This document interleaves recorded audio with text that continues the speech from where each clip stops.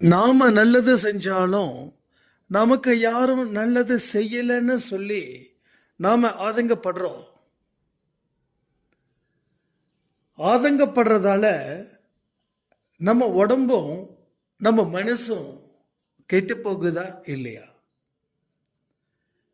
அப்போ எந்த எதிர்பார்ப்பும் இல்லாமல் நாம் நிறைய பேருக்கு நல்லது செய்வோம். இதனால் கூடுதல் லாபம் என்ன தெரியுமா? கடவுளுடைய மனசில் நீங்கள் இருக்கீங்க. கடவுளோட மனசில் நீங்கள் இருந்துட்டாவே உங்கள் பிரச்சனைகள் அத்தனையும் அவர் தீர்க்க போகிறாருன்னு அர்த்தம். ஸோ மனுஷங்க கொடுக்குற உதவியை விட கடவுள் கொடுக்கக்கூடிய உதவி 200 மடங்கு இல்லை, 1000 மடங்கு இல்லை, அதை தாண்டின விஷயமா இங்கே இருக்குது. அதனால் ஆதங்கப்படுறதை நிறுத்துங்க.